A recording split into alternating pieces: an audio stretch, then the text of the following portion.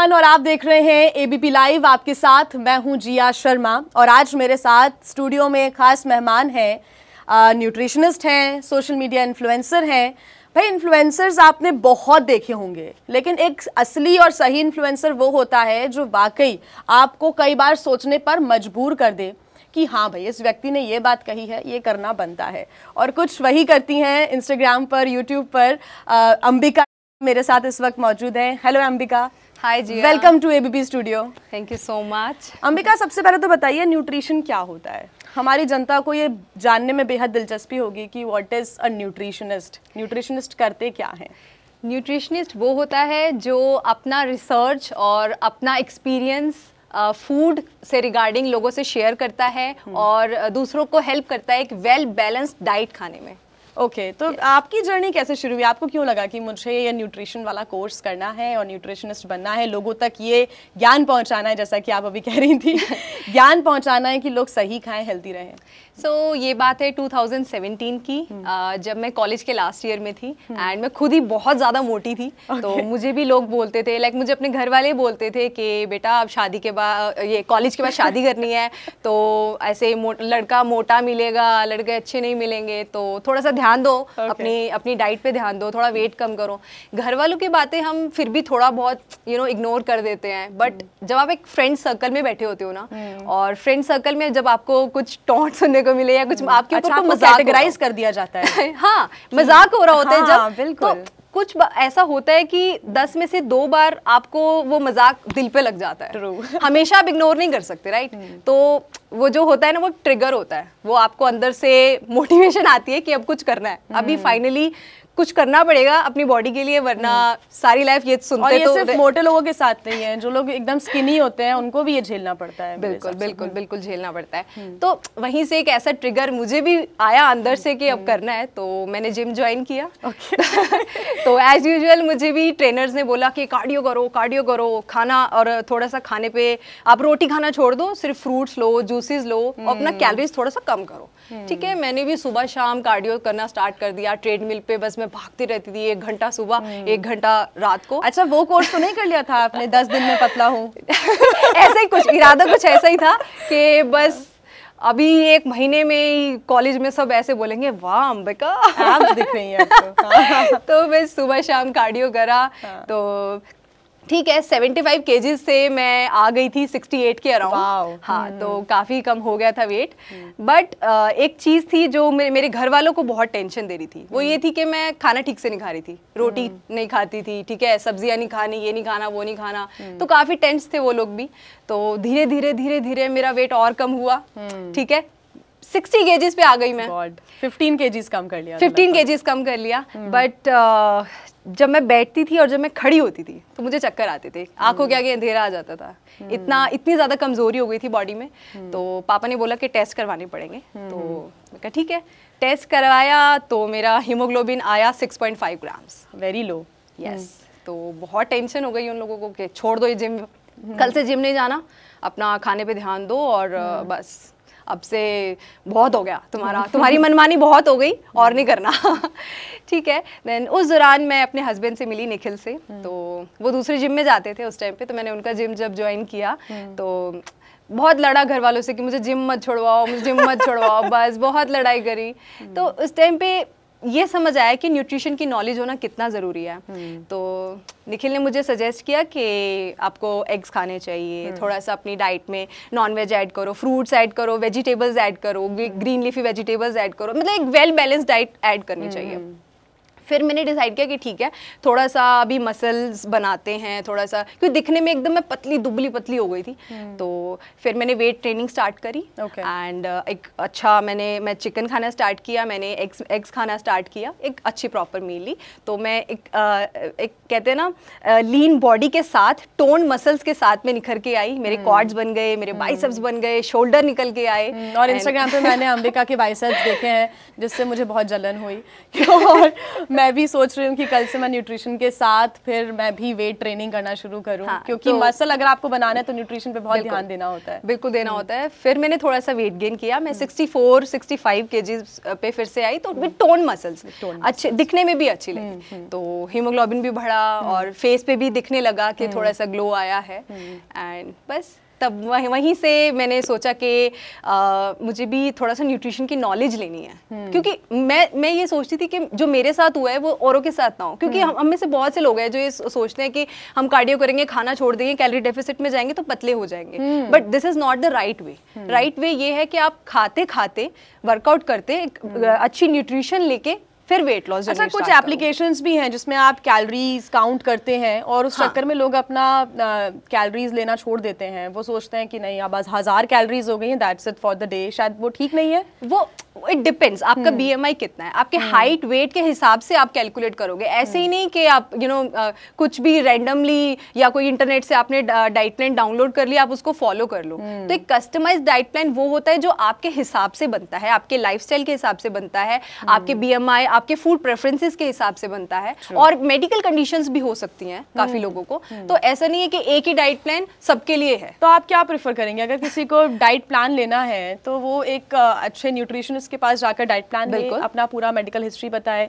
Exactly ऐसे नहीं कि रैंडमली इंटरनेट से डाउनलोड करो और फॉलो करना स्टार्ट कर दिया, आपको कभी रिजल्ट्स आएंगे ही नहीं। आपको कोई चाहिए जो आपको गाइड करे प्रॉपरली कि आपको इतनी कैलोरीज चाहिए, आपको इतना प्रोटीन रिक्वायर्ड है आपकी बॉडी में, और आपको इतने न्यूट्रिएंट्स भी चाहिए, ऐसे ही नहीं कोई रैंडमली। अच्छा, और बीइंग अ फीमेल, क्योंकि हमारी बॉडीज़ में बहुत सारे चेंजेस होते रहते हैं, हार्मोनल चेंजेस होते हैं, मूड स्विंग्स होते हैं, कभी लगता है बहुत सारा खा लो, कभी लगता है कुछ मत खाओ, वो पीरियड्स के टाइम पर क्रेविंग होना, उन सबसे कैसे आप लड़ाई करते हैं? क्योंकि जब मेरे साथ ऐसा कुछ होता है मैं तो सबसे पहले फ्रिज में जाके चॉकलेट निकाल लेती हूँ वो, और मैं खाने बैठ जाती हूँ या मैं कुछ ऑर्डर कर देती हूँ।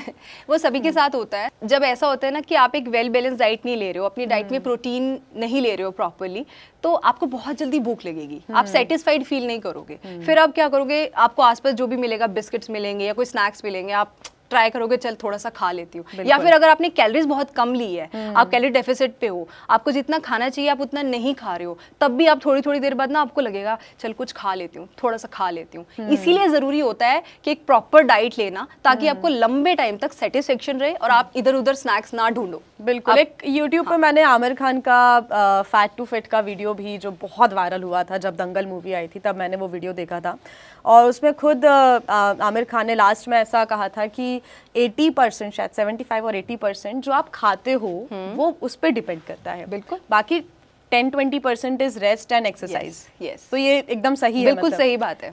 70 to 80% रोल हमारी डाइट का होता है। जो आप खा रहे हैं, जो आप डाइजेस्ट कर रहे हैं, उससे पता चलेगा कि आप कितने फिट हैं। और अच्छा, लोग ऐसा करते हैं कि सिर्फ एक्सरसाइज, मैं बताती हूँ क्या होता है, 2 रसगुल्ले खाएंगे और 2 घंटे हम वर्कआउट कर लेंगे।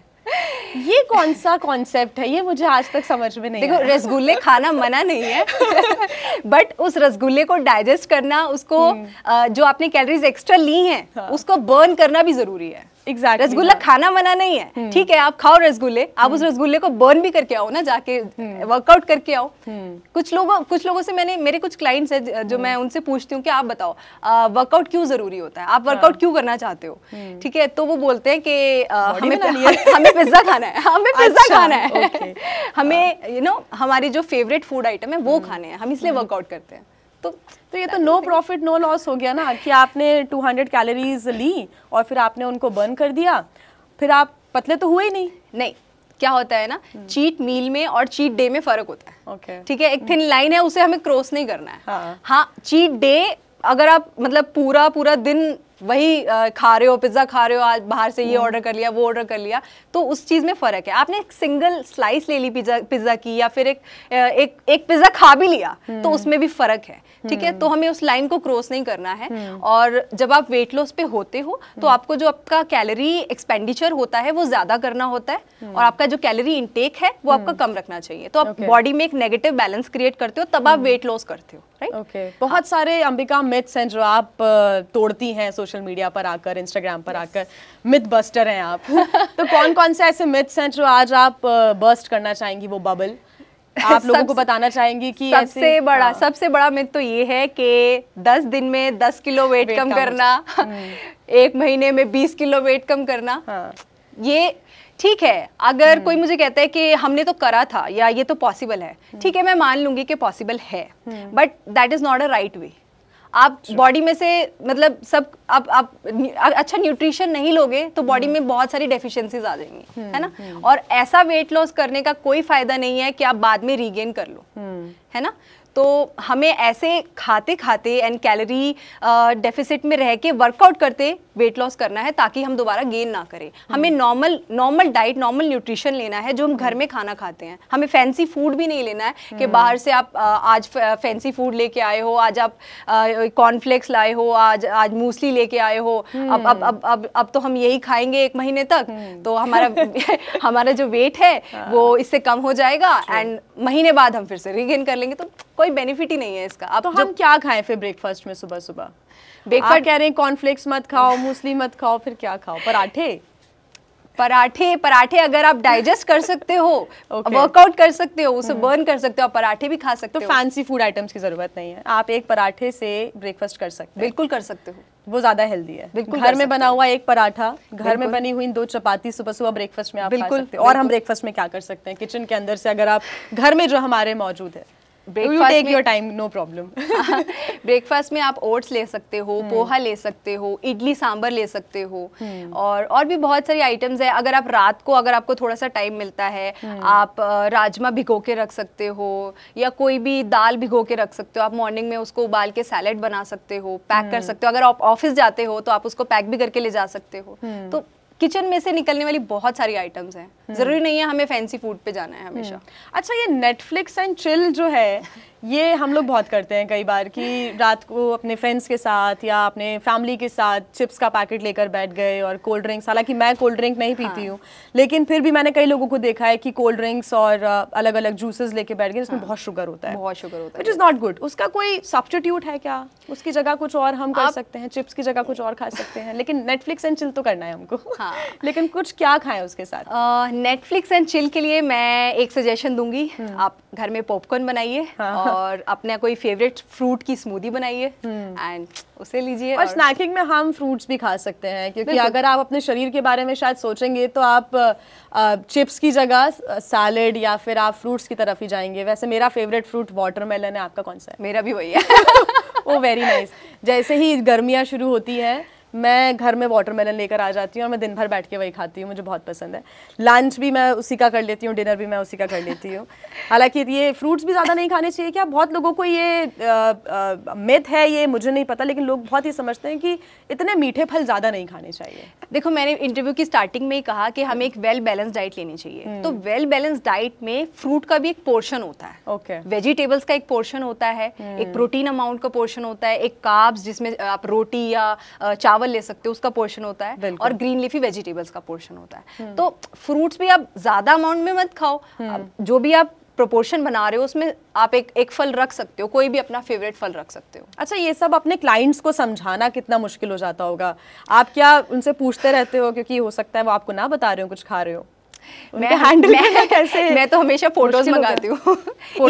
इनिशियली मैं उनको ये बोलती हूँ कि 1 महीने तक मुझे रेगुलरली आप जो भी खा रहे हो मुझे उस मील की फोटो चाहिए, ताकि आप मोटिवेटेड रहो एंड मुझे भी पता लगता रहे कि आप ठीक से फॉलो कर रहे हो कि नहीं कर रहे हो। हाँ, तो दैट इज इम्पोर्टेंट। बट कुछ क्लाइंट्स ऐसे होते हैं जो काफ़ी खुद ही इतना ज़्यादा सीरियस होते हैं अपनी ट्रांसफॉर्मेशन को लेके कि मुझसे खुद ही छोटे छोटे मिथ्स भी वो खुद ही अपने आप क्लियर कर लेते हैं, मुझसे पूछ के अपनी क्वेरीज होती है वो क्लियर कर लेते हैं। तो आई थिंक वो ठीक रहता है कि अपने आप ही बंदा इतना मोटिवेटेड हो कि जरूरत ही ना पड़े फोटोज मंगाने की। बिल्कुल। अच्छा, बैक टू सोशल मीडिया, आपके इंस्टाग्राम पे more than 1 मिलियन फॉलोअर्स हैं, कंग्रेचुलेशंस फॉर दैट, और ब्लू टिक भी मिल गया है आपको, कंग्रेचुलेशंस अगेन। तो यहाँ तक कैसे पहुँचे? बीच में ऐसा नहीं लगा कि अब ये शायद बन नहीं रहा, ऐसा कोई मोमेंट आया हो, या शुरुआत में, क्योंकि मैं भी सोशल मीडिया पर काफ़ी एक्टिव रहने की कोशिश करती हूँ, लेकिन कई बार ऐसा होता है कि व्यूज़ नहीं आ रहे हैं, डिप्रेशन हो गया है, अब नहीं करना कुछ, इंस्टाग्राम डिलीट कर दो, मतलब ऐसे कुछ हुआ कभी? हाँ हुआ था, ये हुआ था कोविड में, लॉकडाउन में हुआ था मेरे साथ। लॉकडाउन में जब बाकी लोग ग्रो कर रहे थे तो मैं डाउन चली गई थी। एंड उस टाइम पे मेरे 2.5 लाख थे, तो तब मुझे लगा कि कुछ नहीं हो रहा है, ग्रो ही नहीं कर रहा है, कितनी मेहनत कर रही हूँ। एक स्टेज आया था जब डिप्रेस्ड फील कर रही थी मैं, बट सोचा नहीं था कभी 1.1 पे पहुंचूंगी। बट ठीक है, मैंने कंसिस्टेंसी मेंटेन रखी, डेली एक पोस्ट डालती थी। कोविड में जिम्स तो बंद थे, तो घर पे ही थोड़ा बहुत मैट लेके वर्कआउट कर लिया, वीडियोस डाल ली, अपलोड कर ली, तो धीरे धीरे कंसिस्टेंसी के साथ ग्रो कर गए, पहुंच गए यहाँ तक। तो आज भी जो अभी जिन्होंने अभी स्टार्ट करा है, मैं उनको भी यही सजेस्ट करूंगी कि हार नहीं माननी, डेली आप पोस्ट डालो, और अगर आप अच्छा कंटेंट क्रिएट कर रहे हो तो लोग जरूर फॉलो करेंगे आपको। और consistency is the key, I think, क्योंकि कंसिस्टेंसी अगर आपकी रहेगी, डिसिप्लिन रहेगा, डिसिप्लिन हर चीज़ में बहुत ज़रूरी है, डिसिप्लिन वर्कआउट में भी ज़रूरी है, डिसिप्लिन खाने में भी ज़रूरी है, डिसिप्लिन सोशल मीडिया पोस्ट में भी बहुत ज़रूरी है कि अगर आप ग्रो करना चाहते हैं तो आप लगातार कुछ अच्छी चीज़ें पोस्ट करते रहें। एक अभी जो फिर से डर लोगों में है, उस पर आ जाते हैं, वो है कोरोना का डर। और कोरोना को लेकर लोग फिर से वही काढ़ा पीने लगे हैं बहुत ज़्यादा। हालांकि डॉक्टर्स मना करते हैं, लेकिन फिर भी हमारे जो पापा मम्मी होते हैं वो कहते हैं कि नहीं, काढ़ा पियो, ज़रा सा जुकाम हुआ काढ़ा पियो, या ऐसी चीज़ें जो इम्यूनिटी बूस्ट करे, हल्दी ज़्यादा डाल दो सब्जी में। ये इन सब चीज़ों से कैसे बचा जाए? दूसरा ये कि अगर कोरोना से वाकई फ़ाइट करनी है तो डाइट में कैसे हम उन चीज़ों को इंक्लूड कर सकते हैं? कोरोना से लड़ने के लिए हमारे पास एक ही की है, वो है इम्यूनिटी। और इम्यूनिटी को बिल्ड करने के लिए हमें एक तो वेल बैलेंस डाइट लेनी चाहिए, जैसे कि मैंने बताया कि protein, carbs, healthy fats and vitamins, minerals, fruits, green leaf vegetables सब लेना चाहिए। और दूसरा ये है कि आपको 30 मिनट्स ऑफ फिजिकल एक्टिविटी अपने डेली रूटीन से टाइम निकालना ही चाहिए। अगर आपको कोई स्पोर्ट्स पसंद है, फुटबॉल, बास्केटबॉल, बैडमिंटन, आपको कुछ भी खेलना पसंद है, आप वहाँ वो टाइम आप डिवोट कर सकते हो। और थर्ड इज, आपको मतलब मैं ही रिकमेंड करूँगी कि जो पैक्ड और प्रोसेस्ड फूड है आपको अवॉइड करना चाहिए, वो नहीं खाना चाहिए, क्योंकि उन सब में प्रिजर्वेटिव्स होते हैं। एंड लॉन्ग टर्म में अगर आप वो कंज्यूम कर रहे हो तो आगे जाके आपको कॉन्सिक्वेंसेस फेस करने ही पड़ेंगे। तो फ्रेश होम कुक्ड फूड पे मैं बोलूँगी कि आप प्रेफरेंस दो और घर बना हुआ खाना खाओ। और अंबिका, आप ट्रैवल भी करती हैं, मुझे भी ट्रैवलिंग बहुत पसंद है, और कई ऐसे लोग हैं जो कभी बाहर जाते हैं, ट्रैवलर्स होते हैं, वो बाहर कैसे अपनी डाइट को अच्छा रख सकते हैं? बाहर तो आपको पता है कि कैसा फूड मिलता है, आपको नहीं पता कि कहाँ पर अच्छा है, कहाँ पर कैसा है, तो तब आप कैसे अपनी डाइट को बैलेंस कर सकते हैं बाहर? मोस्टली तो मैं यही ट्राई करती हूँ कि मेरे को फ्रेश खाना कहीं पे मिल जाए। अगर मैं किसी ढाबे पे भी बैठी हूँ, मैं ट्राई करती हूँ कि एक तो तला हुआ खाना ना हो। नॉर्मल मैं दाल ऑर्डर करती हूँ, चपाती ऑर्डर करती हूँ, सैलेड ले लेती हूँ साथ में, और दही ले लेती हूँ। तो यही मैं चीज़ें जहाँ जाती हूँ वो फॉलो करती हूँ। अगर ये चीज़ें नहीं भी अवेलेबल हैं तो we can go for the fruits. Fruits are the best option. Dry fruits आप कैरी कर सकते हो साथ में, ड्राई फ्रूट्स आप कभी भी कंज्यूम कर सकते हो, आप लॉन्ग रोड ट्रिप पे हो। अच्छा, पहाड़ों पे जाके लोग मैगी बहुत खाते हैं, वो खाना चाहिए क्या? ये पहाड़ों पे खूब सारी चाय कभी कभी चलता है, बट और मैगी, मतलब बिना मैगी और पहाड़ के तो फोटो ही अधूरी है। मैं ये इंस्टाग्राम पे देख देख के परेशान हो गई हूँ कि मैगी और पीछे पहाड़, तो ये जरूरी है क्या? नहीं, देखो, फोटो के लिए ठीक है, लेकिन शरीर के लिए नहीं है, राइट? शरीर के लिए ठीक बिल्कुल भी नहीं है, बट ठीक है, काफी लोगों को पसंद है मैगी, तो खाते हैं। तो कभी कभी साल में एक बार खा ली तो क्या फर्क पड़ता है? साल में एक बार ना? साल में एक बार।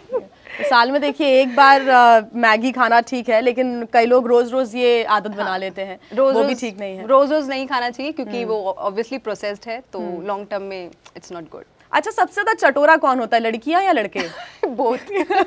क्योंकि मुझे लगता है लड़कियां ज्यादा होती हैं, लड़कियों को ज्यादा क्रेविंग्स होती हैं, दिमाग खराब। अच्छा, कुछ तो खाना नहीं खाते जब वो गुस्सा हो जाती है। मेरे साथ उल्टा है, मुझे गुस्सा आता है तो मैं उतना ज्यादा ही खाती हूँ कि यार ये बहुत दिमाग खराब हो रहा है, लेट्स ऑर्डर समथिंग। अगर हस्बैंड से भी लड़ाई हुई है मेरी, तो मैं खाना ज्यादा खाती हूँ बैठ के कि मैं खाऊंगी, तुम जाओ। I will watch TV, I will eat my food. तो लड़कियों के साथ ऐसा ज्यादा होता है क्या, शायद हार्मोनल इम्बैलेंस हो रहा होगा? Maybe it's related to hormone. जो ये मूड स्विंग्स आते हैं वो ऑब्वियसली हार्मोन से रिलेटेड होते हैं, तो उसमें भी हमें ट्राई करना चाहिए कि हम थोड़ा सा हेल्दी स्नैक्स ले, मखाने वगैरह पड़े हैं वो खा लें, या ड्राई फ्रूट्स खा लें, क्रेविंग्स हो रही हैं तो ज़्यादा। तो अगर कोई अच्छा डाइट ले रहा है, कुछ मतलब प्रोटीन अगर डाइट में अच्छा रख रहा है, तो उसको वैसे ही इतना ज्यादा मतलब क्रेविंग्स नहीं होगी, वो सेटिस्फाइड ही फील करेगा। बट ठीक है, अगर बहुत ज्यादा किसी का मूड खराब है तो अगर कोई ऑर्डर कर रहा है तो क्या ही कर सकते हैं। ओके अच्छा, आप क्या प्रेफर करती हैं, योगा या एक्सरसाइज? I do both. वैसे योगा थोड़ा कम करती हूँ, स्ट्रेंथ ट्रेनिंग ज्यादा करती हूँ, but both are good. Okay अच्छा, शुरुआत में कोई प्रॉब्लम नहीं आई? फैमिली का तो आपने कहा कि शुरुआत में तो उन्होंने मना ही कर दिया था कि अब मत जाओ, कमज़ोर हो जाओगी, ब्लड टेस्ट कराओ तो 6 हीमोग्लोबिन निकल रहा है। तो ऐसे में कई बार घर वाले आपका साथ नहीं देते हैं। कई बार ऐसा होता है कि आप अगर मोटे भी हो रहे हो, घर जाते हो तो मम्मी कहती है पतली हो गई हमारी लड़की, पतली हो गई तब भी प्रॉब्लम है, मोटी थी तब भी प्रॉब्लम है। ज्यादा पतली और ज्यादा मोटी दोनों से प्रॉब्लम। और कई बार अपने घर वालों को बताना बड़ा मुश्किल हो जाता है कि आप भी प्लीज ऐसा खाइए, या इतना तला हुआ मत खाइए, इतना घी मत लगाइए रोटी में जितना लगा लिया है। मुझे लोग बोलते हैं कि पूरी दुनिया को पतला कराती है, आपकी मम्मी को क्यों नहीं कराती? तो वही नहीं कराती हो? हाँ, मम्मी नहीं सुनती ना, घर वाले नहीं सुनते। तो घर वालों को ये समझाना बहुत मुश्किल है, खास करके जो थोड़े रिजिड होते हैं ना, उनको समझाना मुश्किल होता है कि ये मत खाओ, घी मत खाओ, इतनी ज्यादा चीनी मत लो। तो इट्स वेरी डिफिकल्ट। नहीं, आप जब उनके नुकसान बताएंगे तो शायद वो भी मानेंगे। हाँ, अच्छा, कभी मैं मान अब चाय और कॉफी पे आ जाती हूँ, और जितने लोग भी शायद मुझे जानते हैं उनको पता होगा कि मैं एकदम चाय लवर हूँ। ऐसा दिखाती हूँ मैं बहुत ज़्यादा, लेकिन मैं कोशिश करती हूँ कि मैं कम चाय पीऊँ। लेकिन चाय कॉफ़ी, और स्पेशली हम मीडिया वालों की भी बात करें, IT वालों की बात करें, जिनका 10 to 7 पूरा दिन का काम है, उनकी बात करें, इनको हर घंटे चाय चाहिए। ये बाहर जाते हैं चाय पीने के लिए, या स्मोक करने के लिए, स्ट्रेस दूर करने के लिए, या जो भी कारण है, लेकिन हर घंटे चाय कॉफ़ी पीना कितना ख़तरनाक हो सकता है बॉडी के लिए? बिल्कुल हो सकता है। एक तो आप इतनी शुगर ले रहे हो उसमें, और थोड़ी थोड़ी देर के बाद अगर आप चाय ले रहे हो तो उससे आपका मेटाबॉलिज्म भी खराब होगा। आपको जो डाइजेस्टिव सिस्टम है वो काफ़ी स्लो हो जाएगा, और जो आप खाना खा रहे हो उसका डाइजेशन पुअर हो जाएगा। तो इतना ज़्यादा फ्रीक्वेंटली चाय तो नहीं लेनी चाहिए, दिन में 1 या 2 चाय ठीक है। एंड इफ़ पॉसिबल ट्राई करो कि आप लंच के बाद आधे घंटे बाद ग्रीन टी ले लो। ग्रीन टी की एक बार ही आपको लगेगा ग्रीन टी कड़वी है या नहीं आदत बन रही है, बट अगर आप रेगुलरली हफ्ता 10 दिन उसको ले लोगे, उसके बाद आपकी आदत बन जाएगी। फिर ऐसे करके आप धीरे धीरे चाय कॉफी की आदत छोड़ सकते हो। एंड ब्लैक कॉफी भी मैं बोलूँगी ज़्यादा नहीं लेनी चाहिए, क्योंकि उसमें भी कैफीन है, और कैफीन आप इतना ज़्यादा बार बार लोगे तो बॉडी में डिहाइड्रेशन भी होता है। एक ये भी मिथ है, मैंने कई लड़कियों को भी ऐसा देखा है कि ब्लैक कॉफ़ी ज़्यादा पीना शुरू कर देते हैं कि नहीं हम थोड़ा पतला हो रहे हैं, अब चाय की जगह हम ब्लैक कॉफ़ी पियेंगे। देखो, ब्लैक कॉफ़ी और पतले का कोई रिलेशन नहीं है। ब्लैक कॉफ़ी क्या करती है, आपको अलर्ट कर देती है। आपका जो नर्वस सिस्टम है वो एकदम से जागरूक हो जाता है कि आप अगर आपको नींद आ रही है तो बॉडी में अलर्टनेस आ जाती है। तो वर्कआउट से पहले लोग ब्लैक कॉफ़ी इसीलिए लेते हैं कि उनको लगता है कि अलर्ट रहेंगे, अच्छा एक्टिव रहेंगे। तो ऐसा कोई डायरेक्ट रिलेशन नहीं है कि आप ब्लैक कॉफी लो और पतले हो जाओगे। हाँ, तो ब्लैक कॉफी भी इतनी ज्यादा नहीं लेनी चाहिए। कितनी पी सकते एक दिन में चाय? दिन में एक शॉट ब्लैक कॉफी का इनफ है। और चाय? तो चाय को खत्म करना पड़ेगा क्या? नहीं, खत्म नहीं करना, 1 या 2 चाय चलेगी, बट इससे ज्यादा नहीं होनी। लेकिन विदाउट शुगर भी ले सकते हैं अगर वो लेना हो। विदाउट शुगर भी अगर आप ले रहे हो तो वो भी 1-2, उससे ज्यादा आपको नहीं लेनी चाहिए। ओके अच्छा, जो आजकल की लाइफस्टाइल है उससे बहुत फ़र्क पड़ता है। जैसे अगर आप ऑफिस आ रहे हैं, जैसे आप शुरुआत में आपने बताया हालांकि आप ऑफिस में क्या चीज़ें पैक करके ला सकते हैं खाने पीने की। जो ऑफिस वाले लोग हैं 10 to 7 जिनका काम होता है, घर जाकर तो हम लोग थक जाते हैं, लेकिन कैसे हम अपने फिटनेस को मेंटेन कर सकते हैं? तो ऐसे लोगों को मैं ये सजेस्ट करूंगी कि एक तो कैरी करो अपना फूड साथ में जितना हो सकता है। अगर आपके ऑफिस में फ्रिज है तो आप ऐसा फूड कैरी कर सकते हो जो फ्रिज में आप रख सको एंड बाद में आप गर्म करके खाओ। सिंपल दाल रोटी सब्जी अगर आपके ऑफिस में मिलती है तो उसकी भी ज़रूरत नहीं है। अगर आपको स्नैक्स चाहिए, ड्राई फ्रूट्स लेके जा सकते हो आप। स्प्राउट्स आप उबाल के उसमें मसाला प्याज टमाटर सब डाल के ले जा सकते हो, जिसको कुछ लोगों को स्नैकिंग का बहुत शौक होता है कि काम करते करते स्नैक्स मिल जाए, है ना। तो वर्कआउट के लिए मैं उनको ये सजेस्ट करूँगी कि इट्स अ मिथ कि हम अर्ली मॉर्निंग वर्कआउट करेंगे या यू नो शाम को करेंगे तभी ज़्यादा इफेक्टिव होगा, तो ऐसा कुछ भी नहीं है। हम वर्कआउट किसी भी टाइम कर सकते हैं। हमको वर्कआउट करने के लिए कोई इक्विपमेंट भी नहीं चाहिए, हमें सिर्फ एक मैट चाहिए, हम सिंपल बॉडी वेट एक्सरसाइजेज कर सकते हैं। तो अगर आप शाम को थके हारे घर आए हो तो आप थोड़ा रेस्ट करो एंड उसके बाद आप सिंपल मैट लेके अपनी थोड़ा बहुत आप हाफ एन आवर भी अगर आप दे सकते हो अपनी बॉडी को, तो आप सिंपल बॉडी वेट एक्सरसाइजेज कर सकते हो। तो ऐसा कोई भी, आजकल तो जिम ऐसे खुल गए हैं 24/7 वाले, तो आप रात को 2-2:30 बजे भी जाके वर्कआउट कर सकते हो। तो आप ऐसे अगर आप ट्राई नहीं करोगे और ये एक्सक्यूजेस दोगे कि यू नो हम तो सारा दिन जॉब करते हैं, हमारे पास टाइम ही नहीं है, तो ये तो आप ही के लिए ही है। अगर इसमें किसी और का फायदा तो है ही नहीं, तो ये तो आप अपने लिए ही करोगे जो करोगे। ओके, तो देखिए आपको अपने लिए ये सब तो करना ही पड़ेगा। आलस थोड़ा सा छोड़ दीजिए और घर जाके आप प्रॉपर भले रेस्ट कर सकते हैं पहले, लेकिन उसके बाद अपने शरीर के लिए, अपनी फिटनेस के लिए थोड़ा टाइम तो आपको निकालना होगा, थोड़ा टाइम तो आपको देना होगा। Thank you so much Ambika हमारे साथ यहाँ स्टूडियो में आने के लिए और साथ ही इतनी अच्छी जानकारी शेयर करने के लिए। Thank you so much. Thank you so much.